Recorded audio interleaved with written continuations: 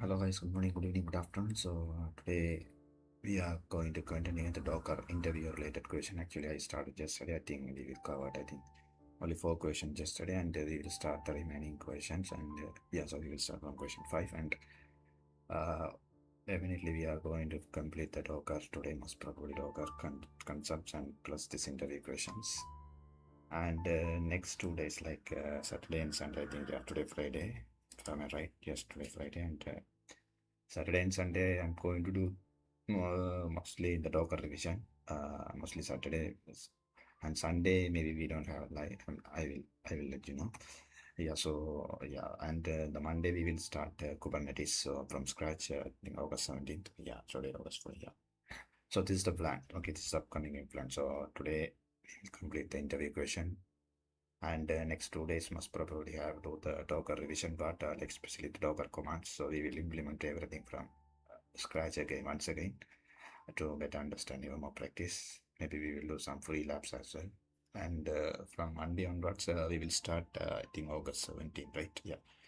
August 17th, we will start Kubernetes. Okay, it is so because Docker and Kubernetes are highly correlated. And before you start Kubernetes, I think you need to have an idea about like containers, Docker, how to create images. So like, yeah, this kind of thing, you need to have some sort of idea. Yeah. And we will start 4:30 or around 4:30 because since it's 4 minutes remaining. Again, welcome to everyone. This is early morning amazing live session. If you have any question, please put in the chat. I will reply in the break periods, not a focus block, but break periods. There are 10 minutes break periods. I think 5:30 to 5:40 or 6:40 to 6:50. Okay, this is the time block or time window. I will reply the question. So I read the chats. So yeah, and again, we'll start. Thank you.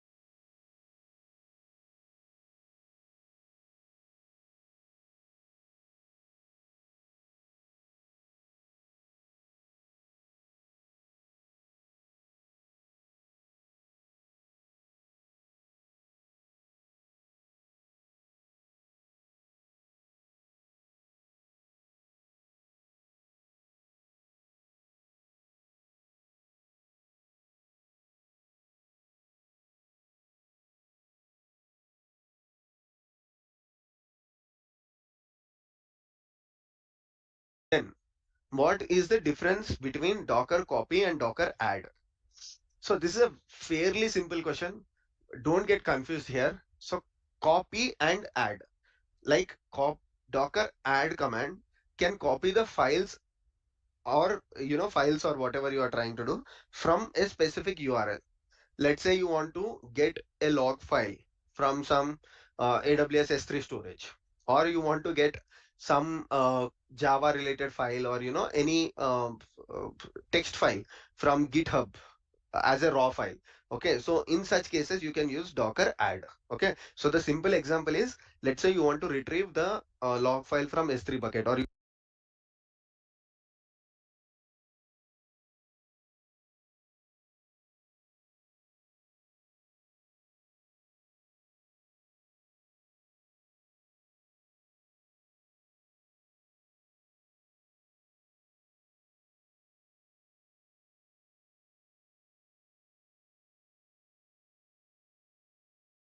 you want to download a specific package from internet.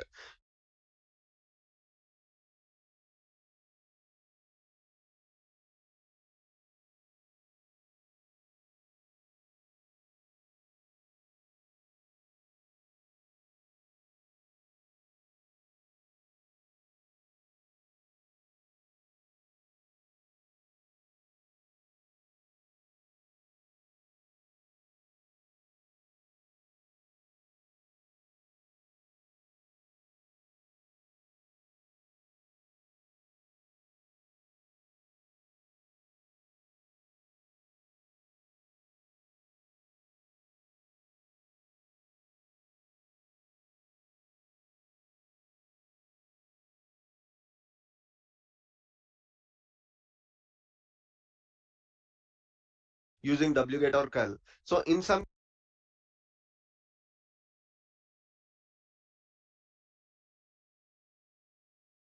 cases, in such cases, you can use the docker add command.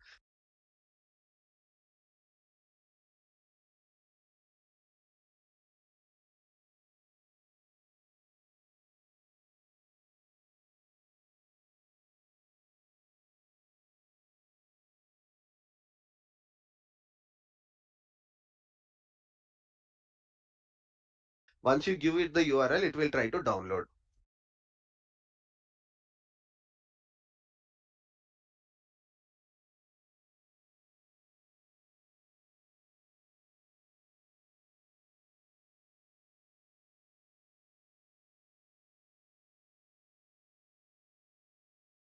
Whereas Docker copy is basically used to copy the files from your file system.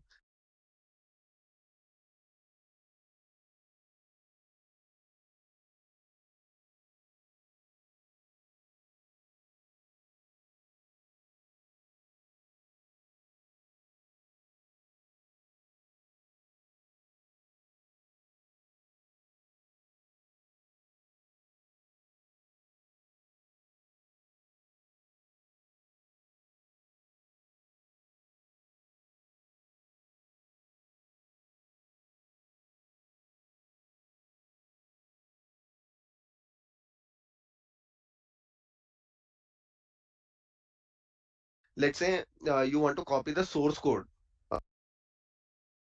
uh, from your file system, from your laptop, from your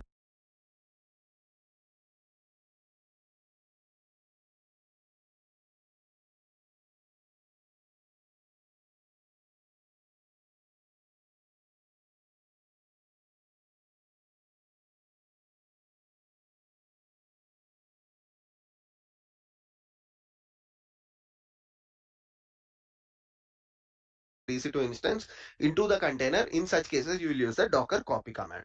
Laptop from your EC2 instance into the container. In such cases, you will use the docker copy.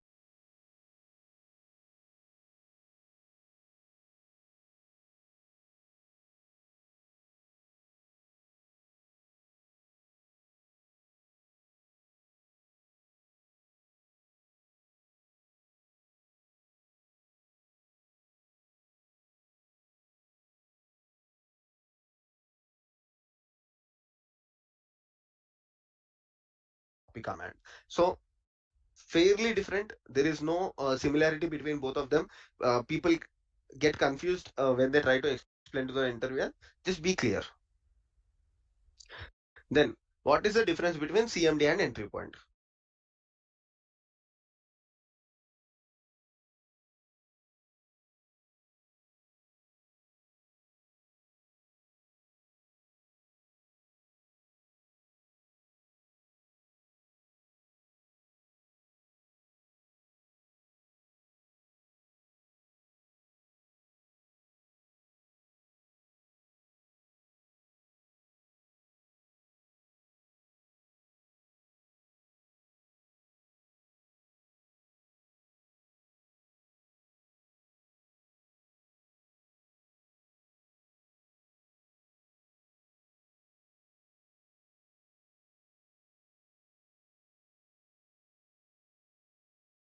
Many people also ask the same question in our comment section, and I have explained this with a real-time example.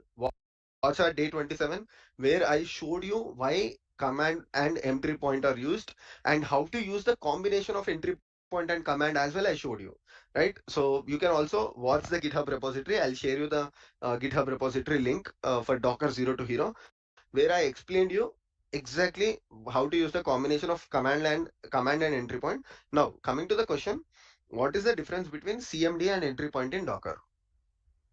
So CMD is basically, let's say you want to pass some arguments to the container.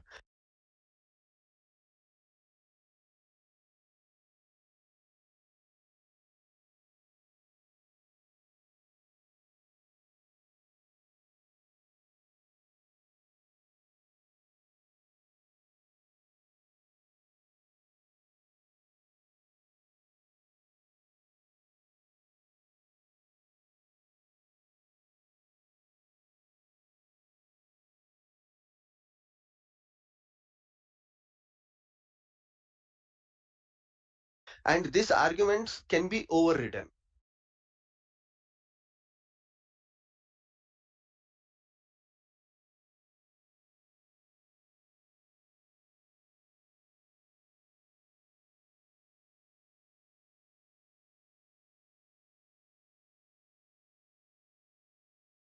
I'll give a very basic example. Let's say you want to run a Python related application. Now, for this Python related application, let's say it's a calculator function. Okay. So for this calculator function, you want to read the arguments from the user, or you want to read some kind of command line arguments or any uh, things from your user. Let's say for the calculator I want to perform addition functionality, and I want to get the output of 2 plus 3. So in such cases, what you can do is for the entry point, you can provide the name of the function, and because the other parameters are configurable, like you can plus 3. So in such cases, what you can do is for the entry point, you can provide the name of the function, and what you can do is for the entry point, you can provide the name of the function.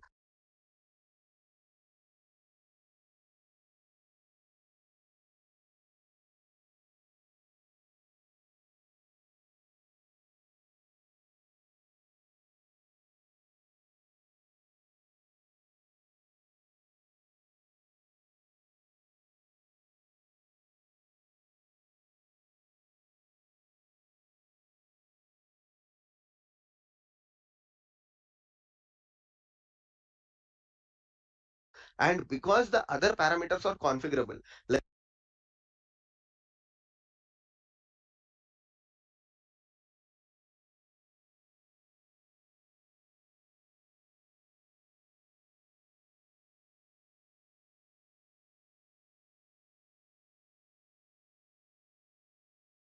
user can provide addition, user can provide subtraction, multiplication, or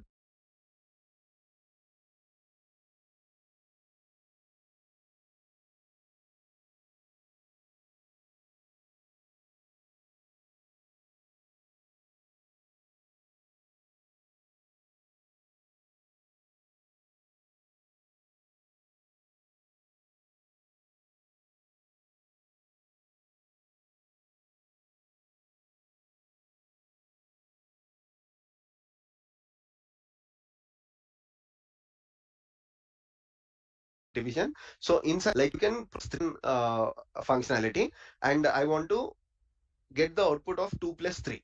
So in such cases, what you can do is for the entry point, you can provide the name of the function, and because the other parameters are configurable, like user can provide addition, user can provide subtraction, multiplication, or division. So in such cases, how you do is the parameter that should not be overridden, pass it as an entry point, or the function or the executable which should not be overwritten should always be passed as an entry point.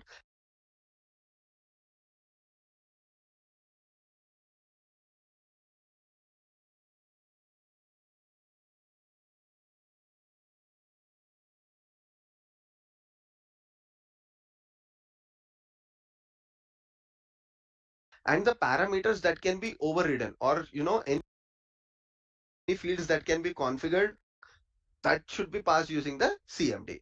So there can be a question like, okay, should I mandatorily use both command and entry point? No, you can either use one of them or you can use combination of both of them. So here, that's why I explained CLI arguments using Docker run command will override the argument specified using the command instruction.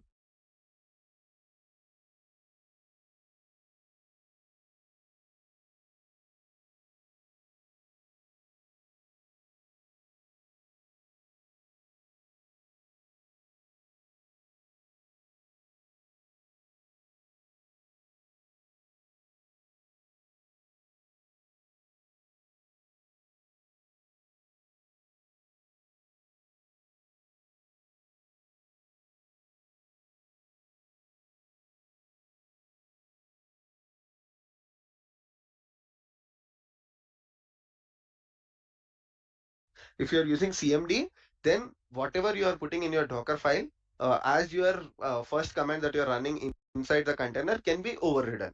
Whereas if you're using an entry point, so in these cases, your commands or your arguments will not be overridden by default.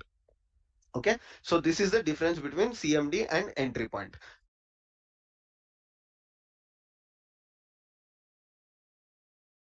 So again, in these cases, your commands or your arguments will not be overridden by default.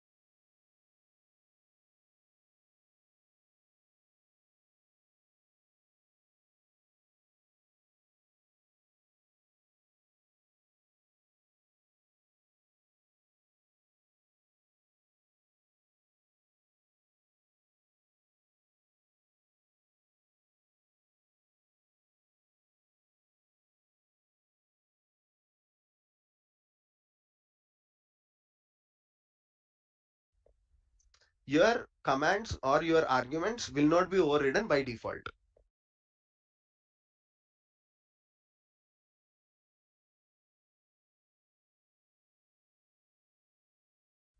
Okay, so this is the difference between CMD and entry point. So again, the example, let's say you want to run any Python application or you want to run any Django application where you have arguments like Python manage.py followed by the URL, the host port and all of these details, right? So what you can do is Python and manage.py, you can put it in the entry point.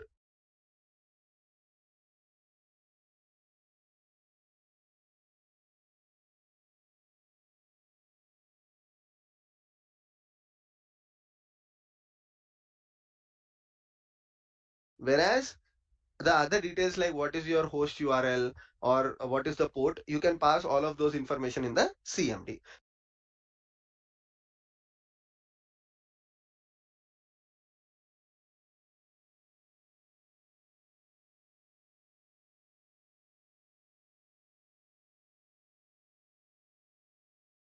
So that user can, okay, user can say that no, I don't want to run it by default on the 8000 port. I want to run it on 9000 port. So in such cases, if you pass those things as part of your command line arguments, then it will be overwritten in the CMD. Question number 7. What are the networking types in Docker and what is the default?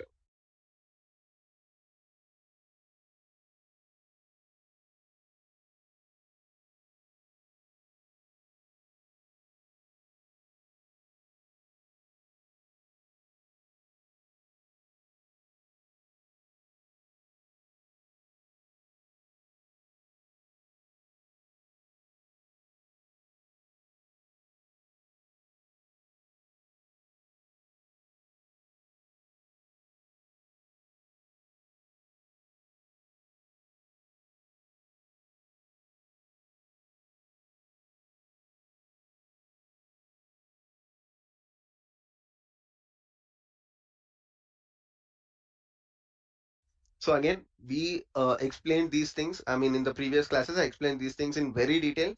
I will share the GitHub repository link as well. But if you still do not understand what are the different networking types in Docker, the default networking type is bridge networking. Okay.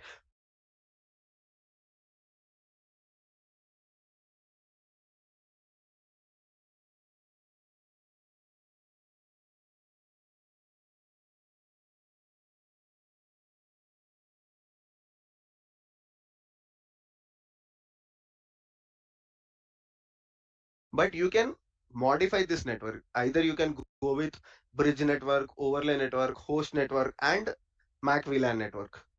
So one of the important questions that interviewer will ask you is, once they ask you what are the different networking types in Docker, they will ask you what is the difference between these networking types.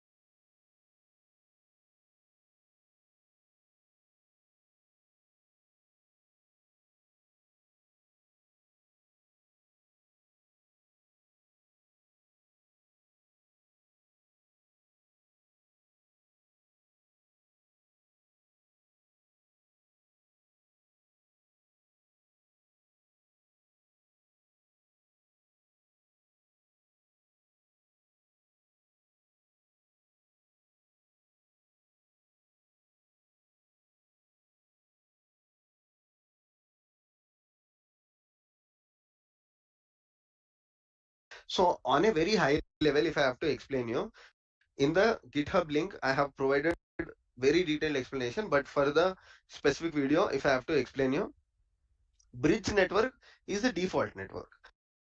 And what happens with the bridge network is there is a virtual Ethernet or V8 or Docker 0 network that is created, using which a container can access your host network. For example, if your user tries to access the application through your host to the application that is inside the container. So if you are creating the bridge network, what he will do is he will try to firstly access your host. From there, using this virtual Ethernet or Docker 0 network, he will try to access the application that is inside your container when you do the port mapping. So this is the default methodology. Whereas you can also do the host network, where using the host network, you will bind your host network with the container network. So container will be part of your host network itself.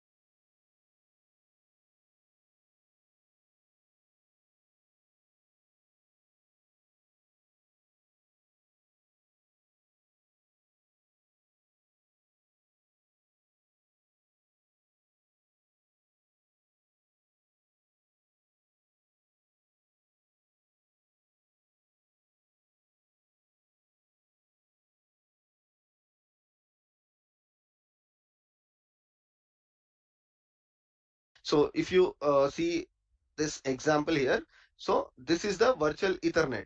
Okay, so container, virtual Ethernet, Docker 0, and this is your host network.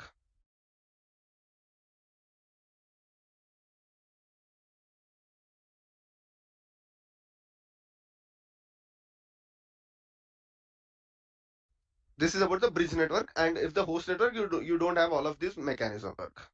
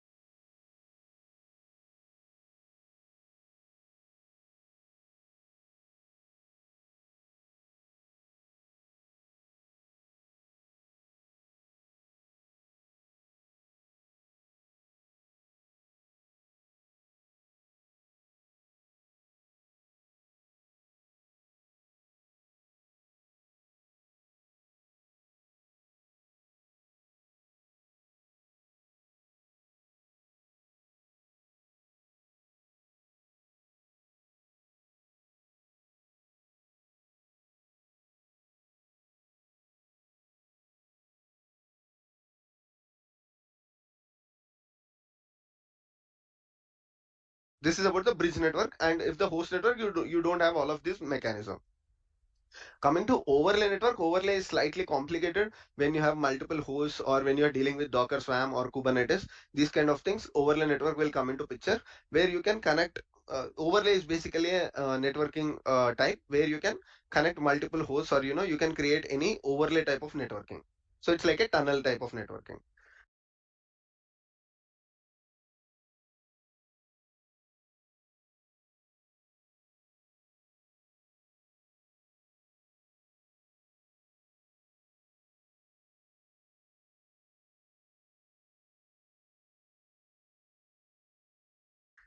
You can overlay is basically a networking type where you can connect multiple hosts, or you can create any overlay type of networking.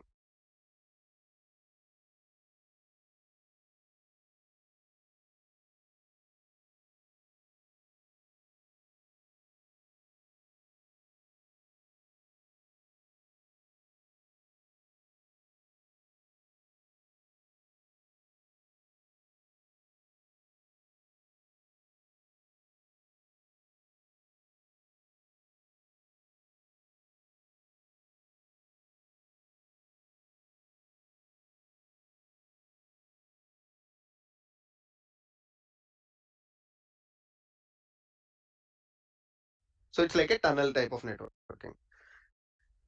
So Mac VLAN network, again, it's again, for somebody who is trying to understand the containers, you when you want to explain to the interviewers, you can say that this mode allows, the Mac VLAN network allows a container to appear on the network as a physical host rather than a container. So what happens is, whenever you are configuring this Mac VLAN network, your container will actually appear as a physical host rather than a container, right? So this kind of networkings should only be used in very special cases, like you have to sit down and understand, do you require this kind of networkings like the host network or Mac VLAN network or even the overlay networks? Because when you are doing these kind of overlay networks or Mac VLAN networks, you're only complicating, because with Docker you shouldn't by default go with this kind of networkings unless you have any special requirements. Now, the next question is, can you explain how to isolate networking between the containers?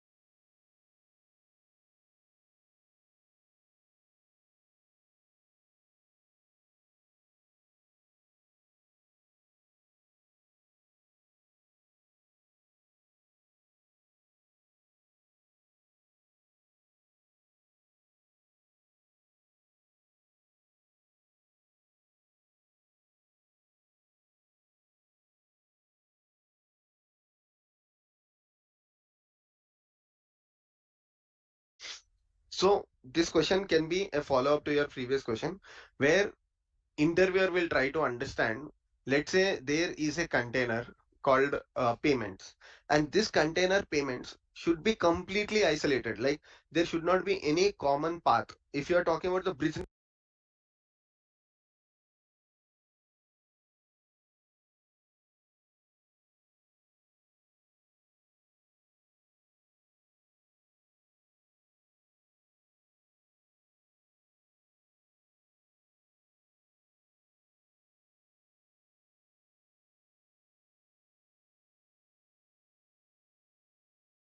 network, like I showed you, what happens is all the containers use the Docker Zero network. By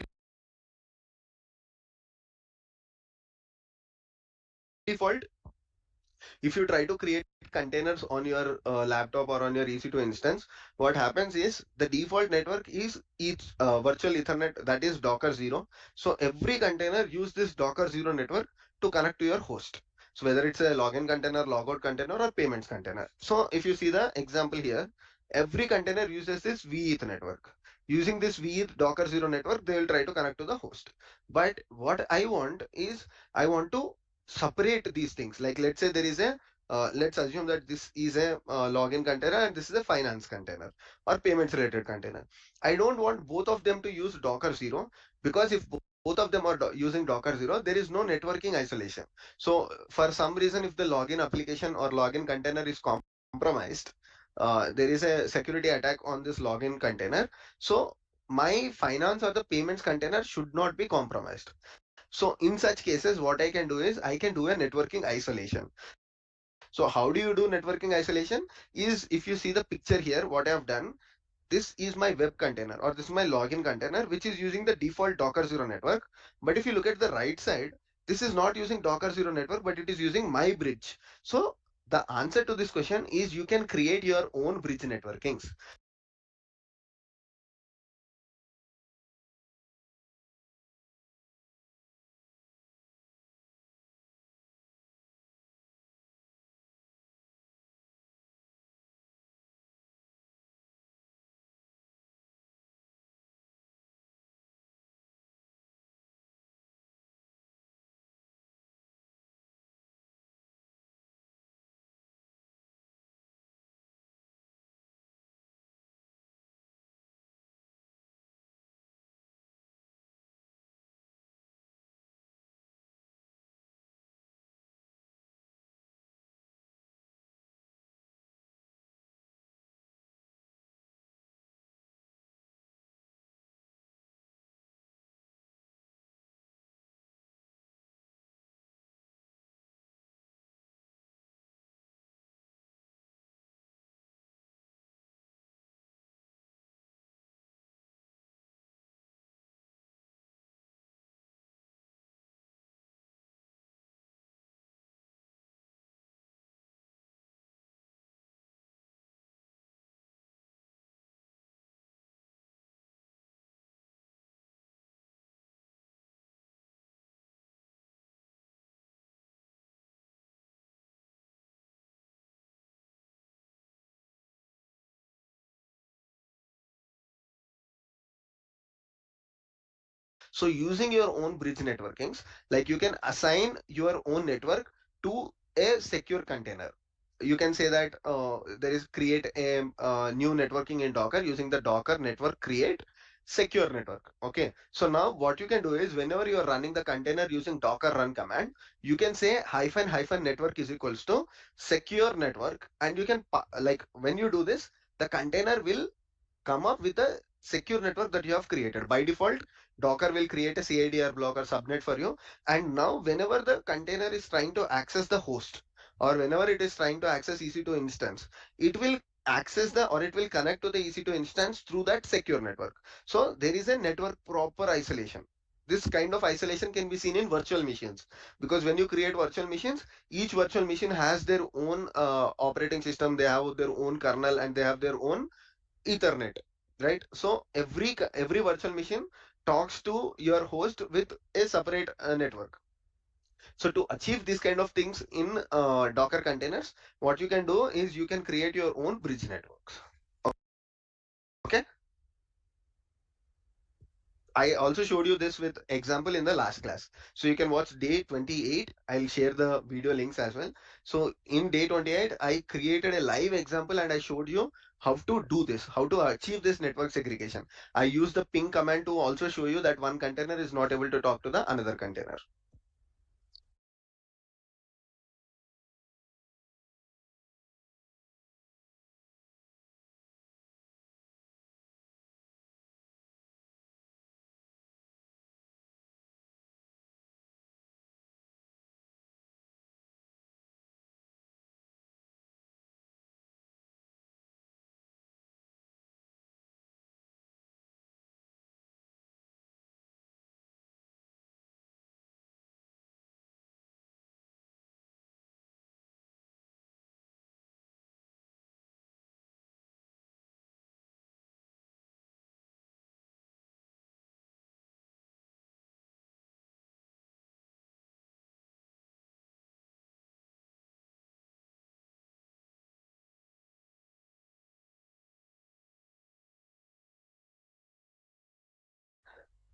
Then what is a multi-stage build in Docker? So these are some of the concepts that will understand, I mean, that will make interviewer understand what is your level of experience or on Docker in practical way, whether you're using it in your organization or you're only doing some practicals by your own. Because multi-stage Docker builds, whenever you are doing some practice on your own on your personal laptop, you will not use this multi-stage Docker build. But when the things like Docker image size, when the things like Docker the ecosystem is very important to you and your organization, you will try to think in building lightweight containers, right? The concept of container itself is to keep it lightweight. Now to achieve these things, what you need to do is you have to the ecosystem is very important to you and your organization. You will try to think in building lightweight containers, right? The concept of container itself is to keep it lightweight. Now to achieve these things, what you need to do is you have to use concepts like multi-stage build. In day 26, I showed you how to reduce Docker image size by 800%, right? So if you watch that video, I'll share the link in the description. We reduced the Docker image size by 800%. So we used a simple Golang application. We used the default Docker image, that was the Ubuntu base image, and we ran that application. We saw that the image size was 800 MB, and then I used a different Docker image in the multi-stage build. And what I did is I copied the Docker binary, or sorry, the application binary from stage one to the final stage, which is a simple, very basic image. It does not have any Ubuntu or it does not have any runtime dependencies. It was a simple distroless image. So with that, what happened is I just copied the executable from stage one to final stage, and the final stage or the very basic image. It does not have any Ubuntu or it does not have any runtime dependencies. It was a simple distroless image. So with that, what happened is I just copied the executable from stage one to final stage, and the final stage or the image that is running will only be the final stage one, which is only 1 MB. So from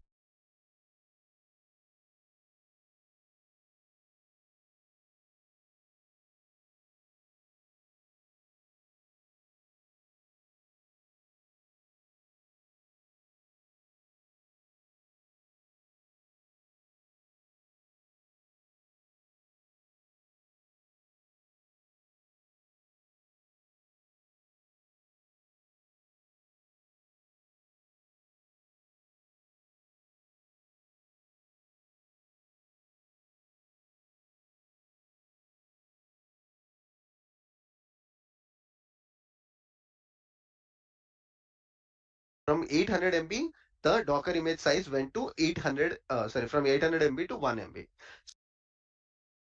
So the definition is multi-stage build allows you to build your Docker container in multiple stages, allowing you to copy artifacts from one stage to the another stage. So you can explain using a very practical example. Let's say you have a multi-tier application where you have front end, back end database, and the final image will be just one jar file or ER file, let's assume.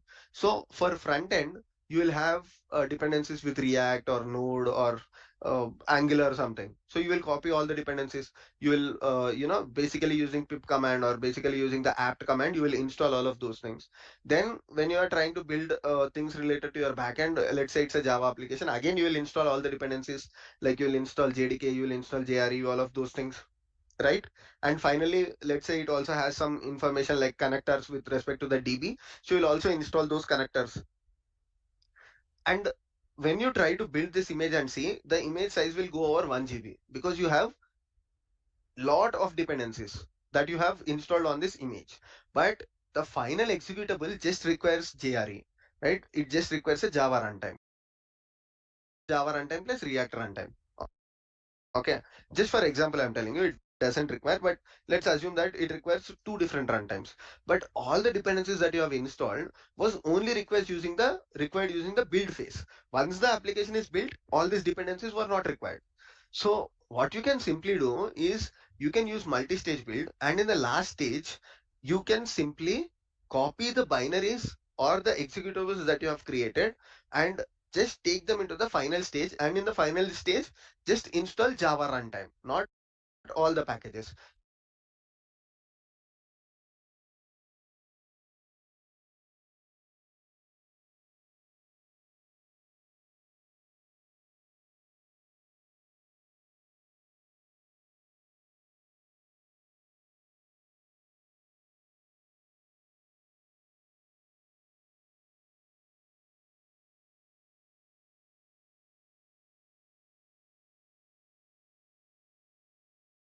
So you will see that the executables that you have created, and just take them into the final stage, and in the final stage just install Java runtime.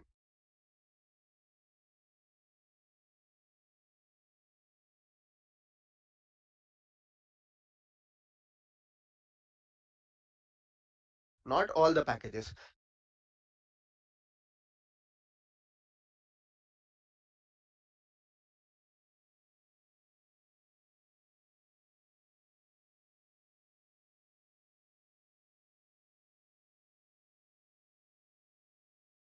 So you will see that the image size from 1 GB will come down to 200 MB or 300 MB. So this is the concept and advantage of multi-stage builds. Question number 10. What are distroless images in Docker?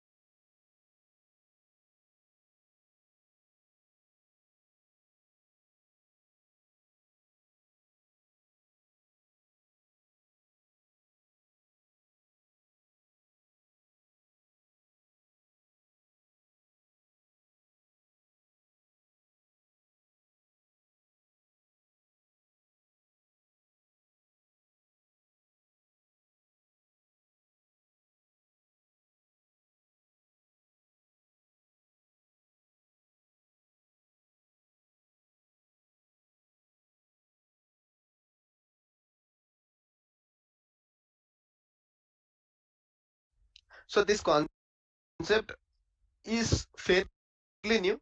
Like you can consider it has gained the popularity over last 2 to 3 years or 3 to 4 years. So the concept of digitalized images is once people started using the containers, you can consider it has gained the popularity over last 2 to 3 years or 3 to 4 years.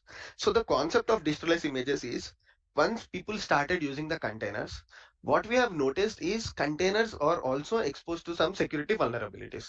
If you're using virtual machines, the virtual machines will have lot of packages. It will have the complete operating system. So it is understandable that, oh, okay, whenever there is some security threat identified on Ubuntu, there is some security threat identified on your base operating system. So your virtual machine was also getting exposed to these issues. So you are fixing it. But after moving to containers, the main goal was applications should not be exposed to these kind of issues, because containers are meant to be lightweight applications and it should not have a lot of system dependencies, right? But what people were doing is, like in the previous example, they were installing all the required and not required packages into the container image. Let's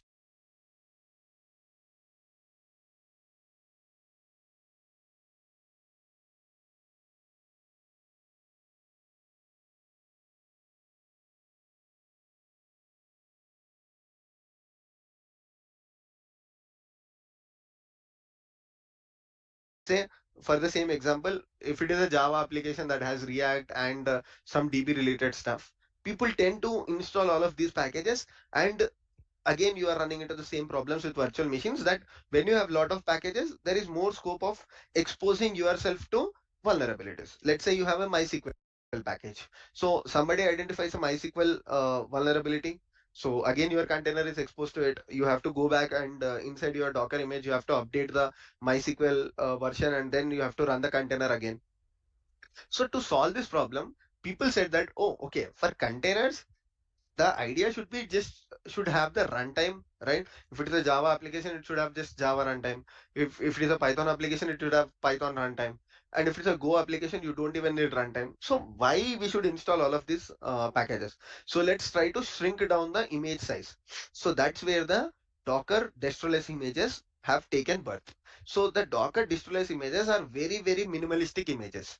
Okay, so similar to other images, let's say there is a Ubuntu image. If you try to compare it with the basic destroless images like Scratch, so Scratch is a destroless image. So if you just do from scratch colon latest, you'll see that it will be hardly less than 1 MB. Okay, whereas if you do Docker pull Ubuntu, you'll see that the image size is close to 100 MB. Whereas if you do Docker pull Scratch, the image size is only 1 MB. The difference is that Scratch is a destroless image, and the what this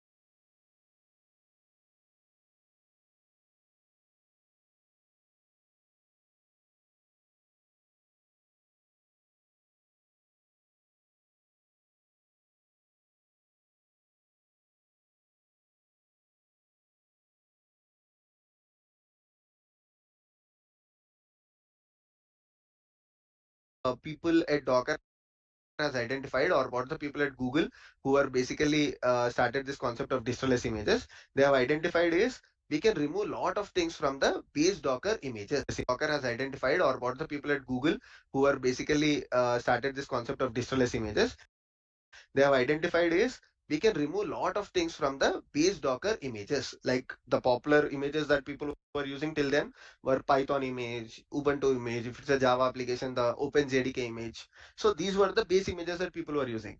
Now in the distress images, we removed all of the things. Like if you go to a distress image and see, there will not be even some basic folders or basic commands. Like you will not have apt, you will not have if it like you will not have any system package managers like yum or apt or all of these things.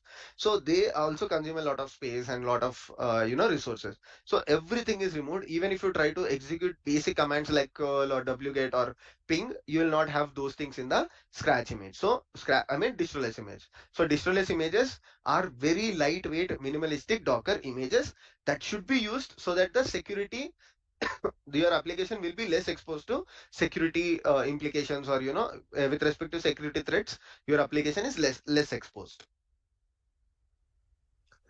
So these are the 10 questions. Now I will move to some real time challenges with Docker. Every interviewer, like if you are like doing your final round of your interviewers will try to understand what are the real time challenges that you have faced, whether it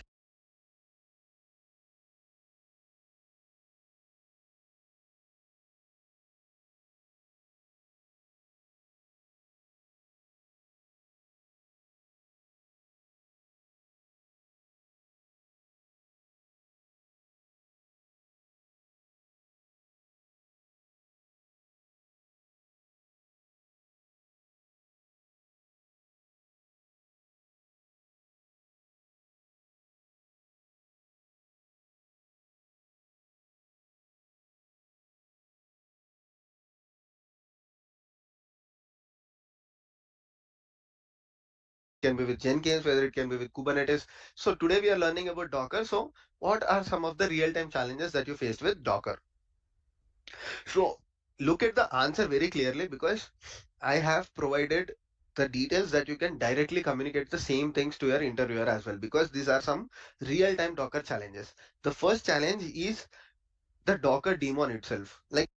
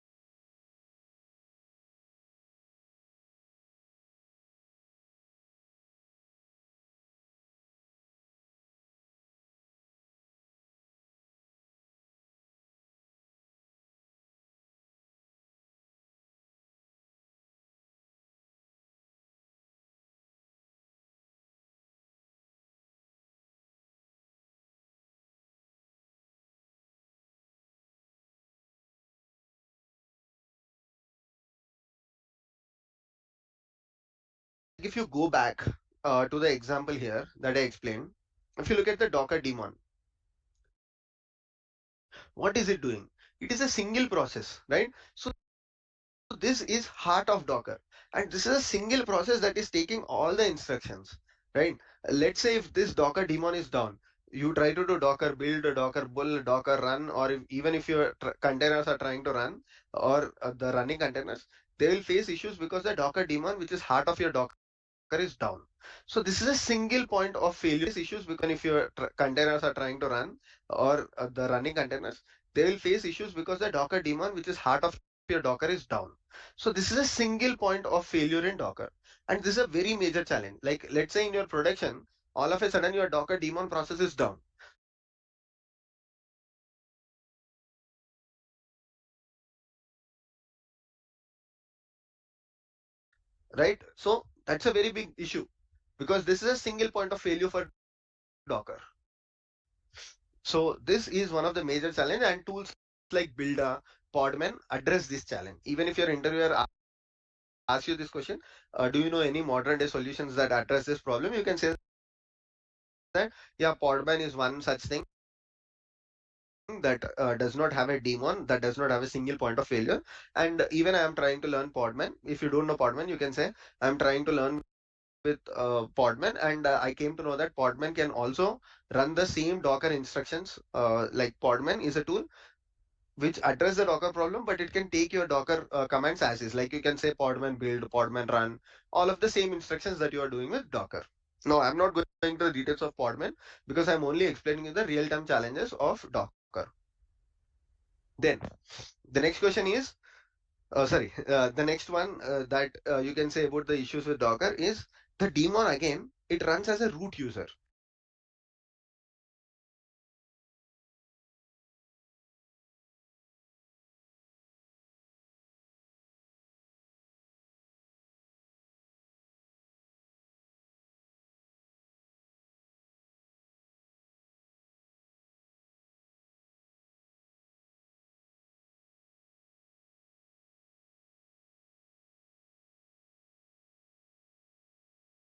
Your daemon runs as a root user, and even if your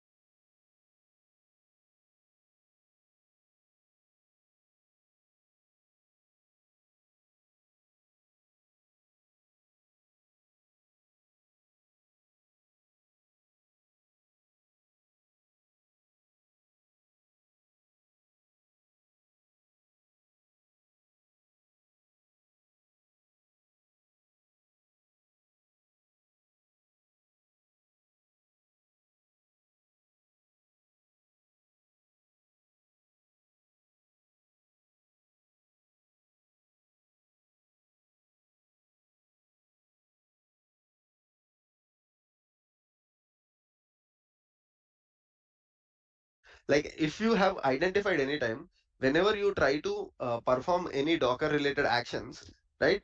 There is these instructions are issued by the Docker daemon, and if you do ps-ef, or if you try to see with which user is this daemon process running, you will see that it is running as a root user. Now, any application or any process that is running as a root user, it is tend to, or it is exposed to security implications, because for some reason, if this Docker daemon is compromised, because it is running as a root user, the user or the hacker who has hacked this Docker daemon, or who has got hold of your container, let's say the hacker has got hold of one container, and if your container is not configured well, if it is running as a root user, or if he has got hold of your Docker daemon, he gets access to your entire host, or he gets access to your entire cluster. So that is one reason or one problem with the Docker daemon, because it is running as a root user. Again, this problem is solved by Podman. It doesn't run as a root user. Then there is resource constraints.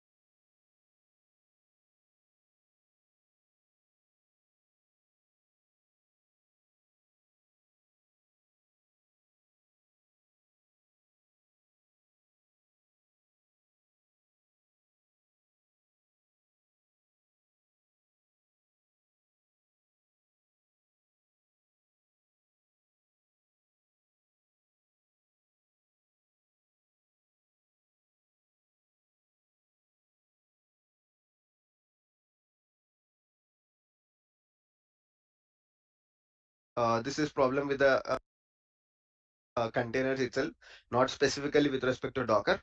That if you are not configuring the resources well, then if you're running 10 different containers on a single host, if one container is leaking a lot of memory, or it is using a lot of memory, then the other containers which actually require the resources will not get the resources, because one container is using 10 GB. One container, for some problem with this container, it keeps on using more and more resources. It will have impact on the other containers. So you have to configure the resources very well for your containers. If not, the other containers will be impacted. So these are some.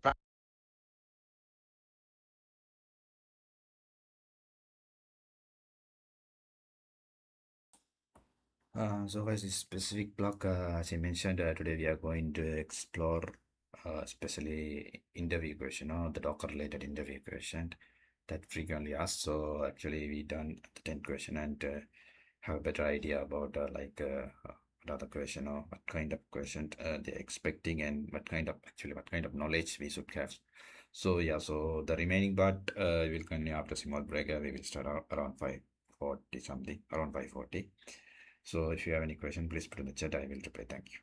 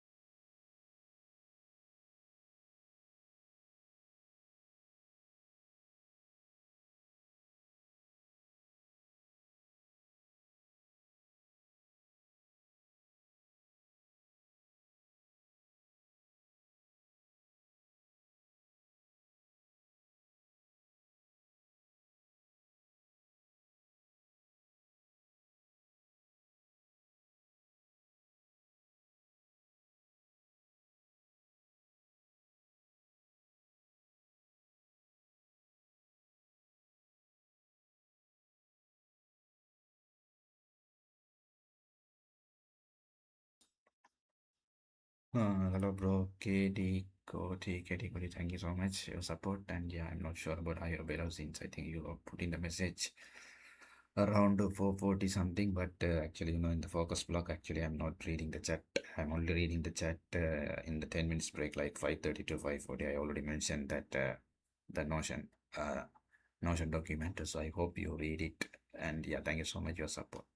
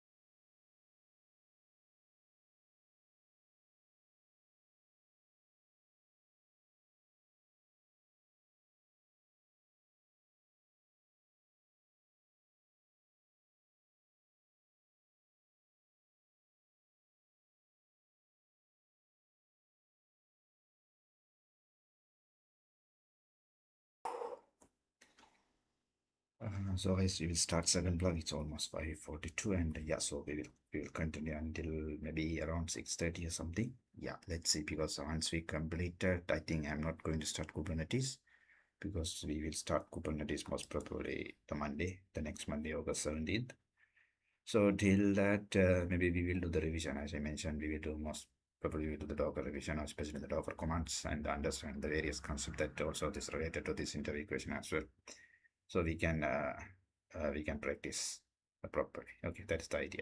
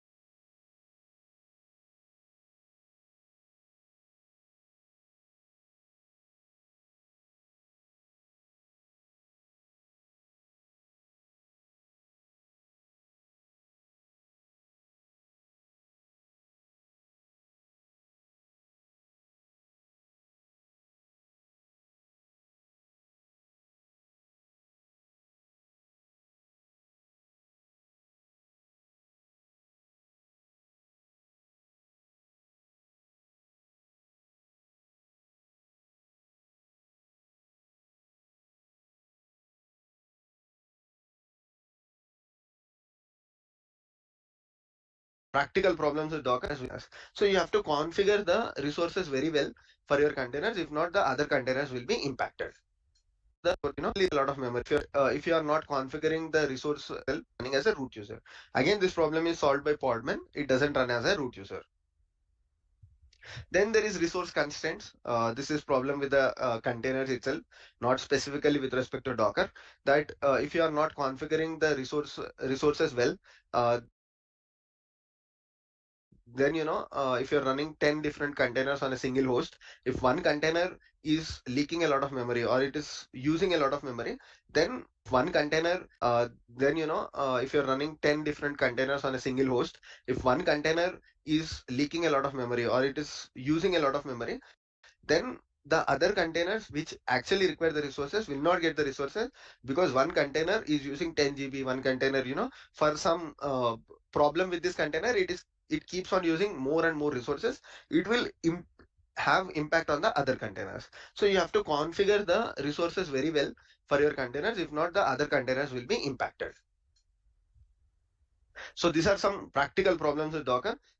So everybody should everybody should be able to answer these questions in your interview. What steps would you take to secure containers?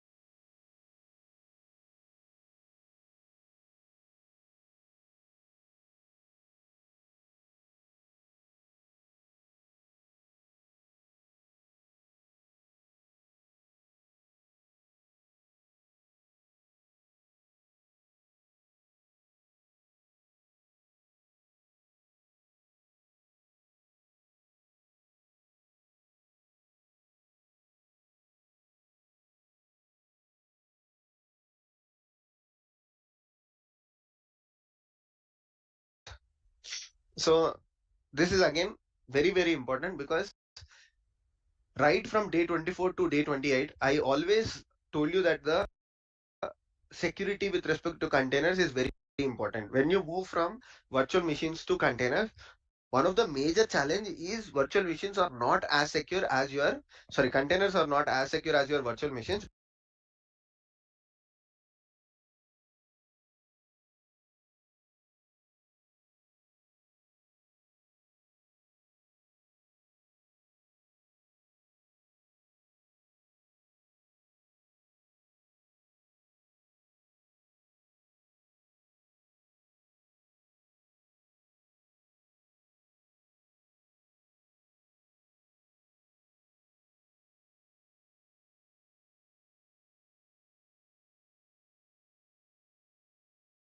Because virtual machines have a proper networking isolation.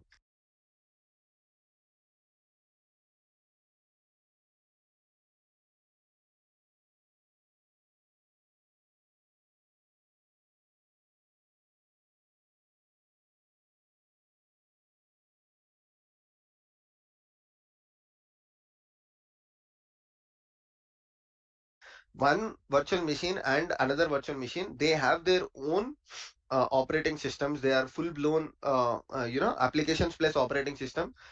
So there is very less chance of one virtual container or one application in the virtual machine impacting the other applications in a different virtual machine. Like there are very less chances.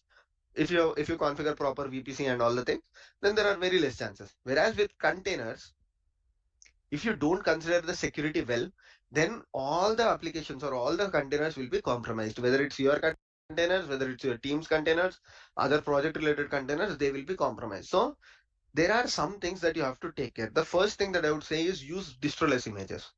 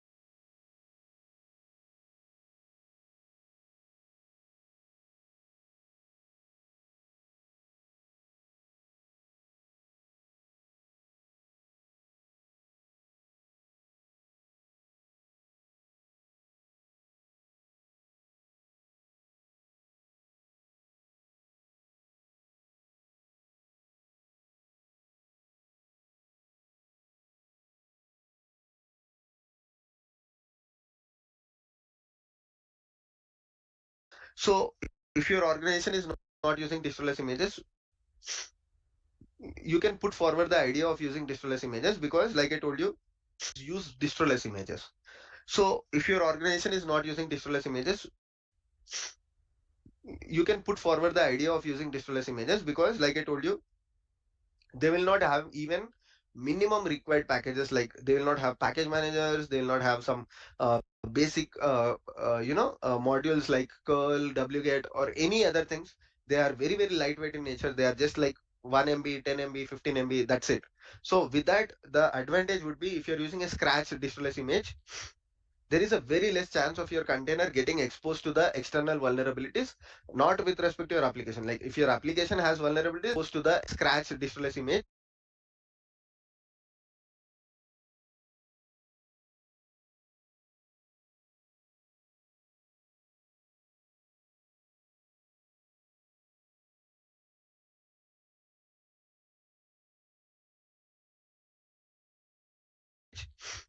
there is a very less chance of your container getting exposed to the external vulnerabilities.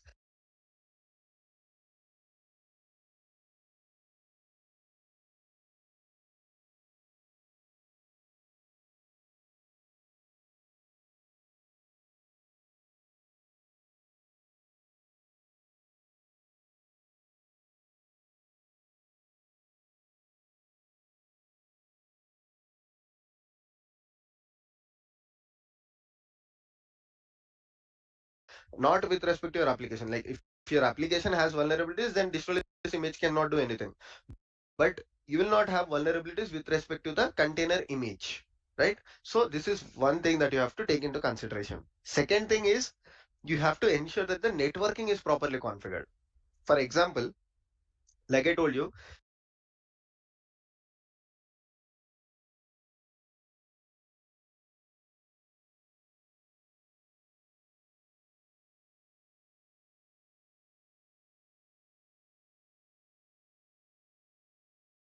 there is a finance or payment related application, and then there is a login related application. So if this finance related application has to be secure, it should not have any communication with login application, then create a different bridge network for it. Okay. And this bridge network should, it should create a different path for the container to talk to the host, like the example that I showed you, right? So this way, when you properly configure networking, it will allow the containers to be secure. Finally, there are some very good utilities like then create a different bridge network for it. Okay. And this bridge network should, it should create a different path for the container to talk to the host, like the example that I showed you, right? So this way, when you properly configure networking, it will allow the containers to be secure. Finally, there are some very good utilities like sync to scan your container images.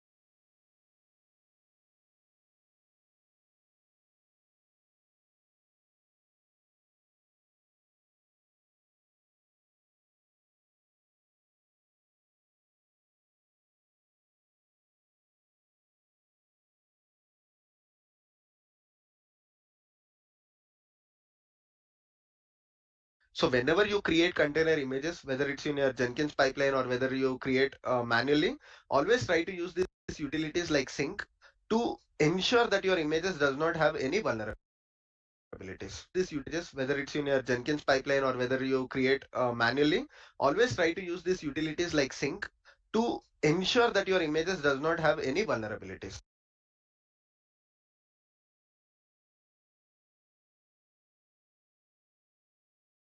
Okay, so you can simply use the docker sync command, or you can even use the sync directly to scan the container images before you push them to production or before you push them to your staging environments. So these are some of the security related aspects that you can consider for your containers. So these are the 12 questions that I have for today. Let me know in the comment section how many questions were you able to answer. Be honest.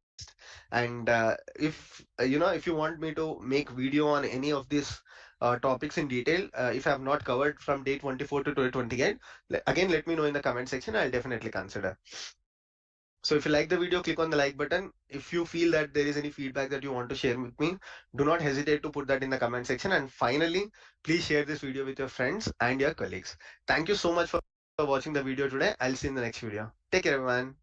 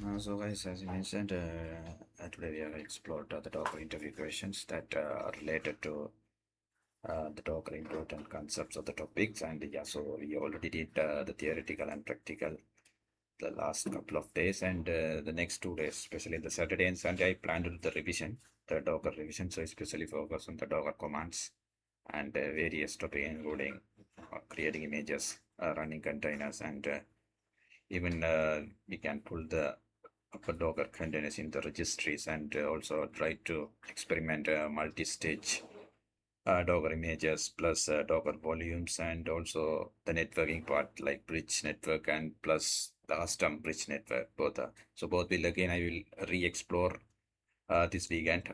So this weekend is all about revision, both Saturday and Sunday, and Monday we will start Kubernetes. As I mentioned, we will start Monday Kubernetes from scratch, and yeah, so then we will go for a Kubernetes more depth. I think maybe 2 weeks. I plan to take at least 2 weeks. Let's see how long it take to complete Kubernetes, and because we need to do more practical, and we need to have a better understanding, because since this is the very important concept, the topic when it's come to DevOps, and also it's need to MLOps as well. And yeah, so we will continue tomorrow morning since bit early today. Let's around 10 minutes bit early. It's okay. So we will continue tomorrow as a revision, and we will meet again with the revision part, or like the recap. Okay. So thank you so much those who are joined this early morning live session and encouraging me every day. And yeah, so if you have any question, please put in the chat. I will reply. Thank you.